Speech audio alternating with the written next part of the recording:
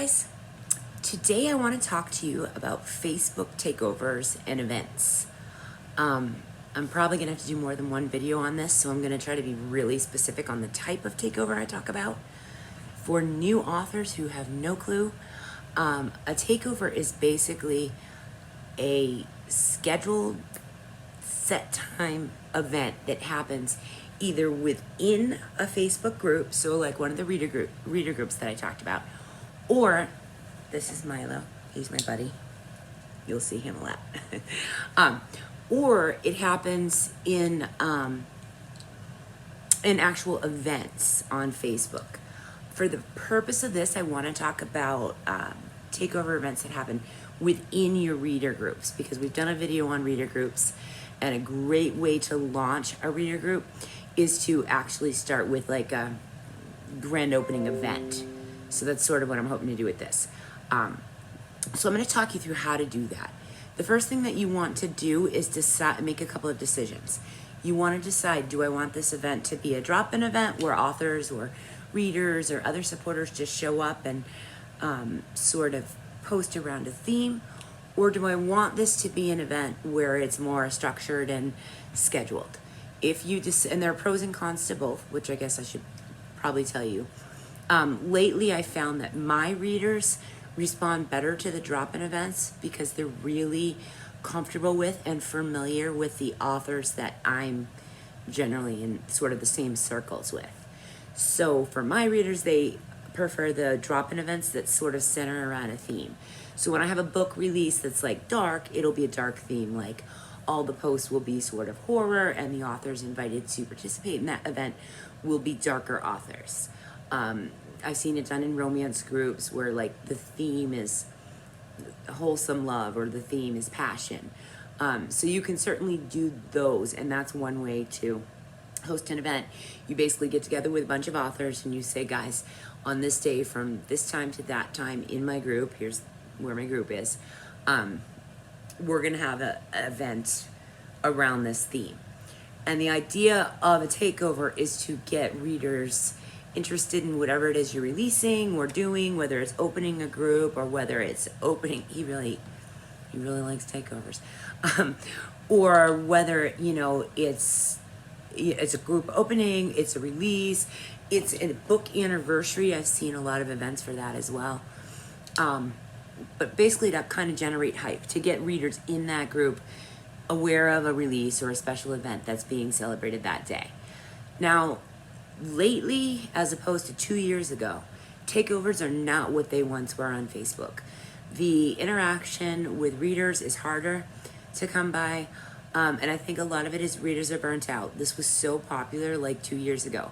So when you want to do a takeover event now, which I still do them and participate in them and all of that, and they're still very common, you need to think a little bit outside the box in order to keep a reader's interest.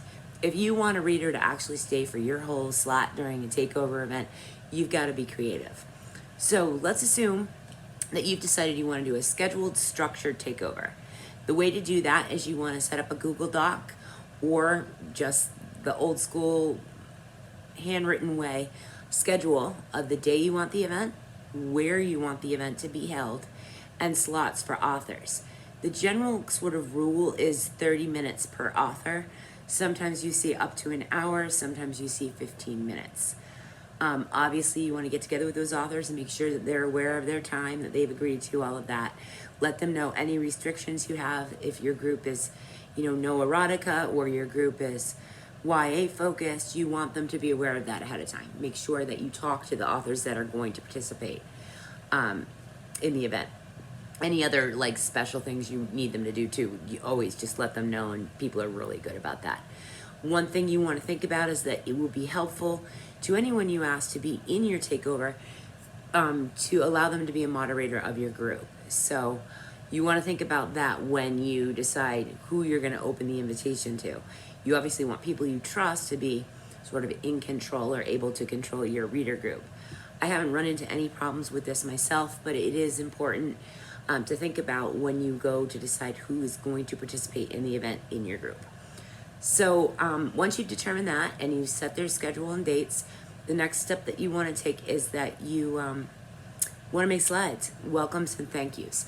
This could be around the book, this could be around the event, this could be individualized, welcome author Jane Smith, thank you author Jane Smith, or it could just be basic welcomes and thank yous. I do not like when takeovers are not attended by the host. While you can schedule welcomes and thank yous, I personally as an author find it incredibly lazy when a person says, oh yeah, come to my event, and then they schedule the welcomes and thank yous and they don't interact and they're not engaged. Readers see that. I think it looks awful. I think it looks awful to the authors. You've asked them to come to your group for that day to help support your event or your thing, and kind of pitched it to them as free marketing or free promotion to them. The thing is, if you don't show up and you don't interact and you don't engage, all that says is, yo, thanks for being here and entertaining my group, but it's really in bad taste. It's just not, I would strongly discourage that. It's okay to schedule posts, but plan on being there as well to interact with readers. Readers, you're not going to get new readers by signing up for a takeover or even holding a takeover and not attending it. You need to be there too. So think about that when you set the date for your event. Another thought on this is it's always better to post for yourself. It also looks awful when a PA posts for an author. While that happens from time to time, a PA is a personal assistant, by the way, for people that don't know that term. Well, it happens from time to time, and that is what a PA is for.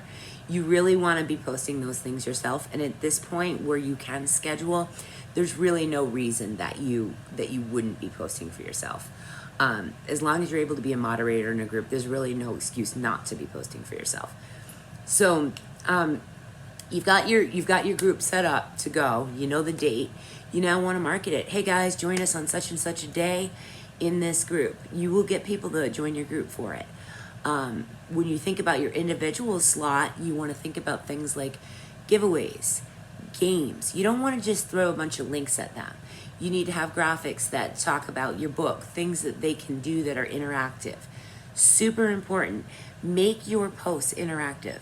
Don't just copy off a takeover cheat sheet. You want to customize it to the event. If you're in an event for a romance author, say it. Say, congratulations to Susie Smith on her release of blank. Her character, John, reminds me of my character, Bob. You really want to tie whatever the event is back to you, and vice versa. That's important. And when you are invited to a takeover, it's just good taste to say, hey guys, I'm in this group tonight, and sort of promote the author who's invited you too. This should be a hand-in-hand thing, like a mutual relationship where everyone's supporting everyone. Obviously, I live in a dreamland and hope that happens, and I know that mostly it doesn't. But just putting it out there, it probably should, at least in my world. So, okay, you've got it all set. The best thing to do then is about 3 days before the event, make a group PM, private message, on Messenger, on Facebook, just to remind with each of the authors that have agreed to participate. Guys, the event's in 3 days. Does anyone need to be made a moderator? You all set. That way you will know if someone's not going to be there. At that point, you're going to need to fill the slot or fill it yourself. There are many ways to do that. Another thought on takeovers is you want to think about having a live reading of your book. Whether you yourself do the reading or you have someone else do it, it's a great way to gauge reader interest and to kind of hook them. It's not necessary, but it's a cool thing that has worked out really well for me. I've had the same reader that reads pretty much all of my books, and she's been awesome about this. And generally, you can get people that are willing to read your book for you. So you remind them at the 3 day mark, and then day of the event, hey guys, today's the event, just want to remind you. Then your only job is to really, those welcomes and those thank yous, and that can be done by your PA. But to stick around, to interact with the authors, with the readers, and to try to have fun. Because honestly, it's supposed to be a Facebook party, not work. And so have fun with it, laugh, get to know your readers. This is an opportunity where you're selling not only yourself, but your brand, your book, what you're about. They're getting to know you as a person, not just this is what she writes. So that's my thoughts on takeovers. If you have any questions, please leave them in the comments. Again, takeovers are harder now than they used to be. It used to be copy off a sheet, paste it, and readers showed up. But they got sick of it, and I don't blame them. I think if you're gonna do it, it still can work, but you've got to be creative. Don't post the same thing in every single takeover you're in. Readers catch on. Show up. Don't be lazy. Be specific to the event, and you will have good luck with this. I still do all the time, and I encourage it. It's a way to get new readers and drive people to your groups.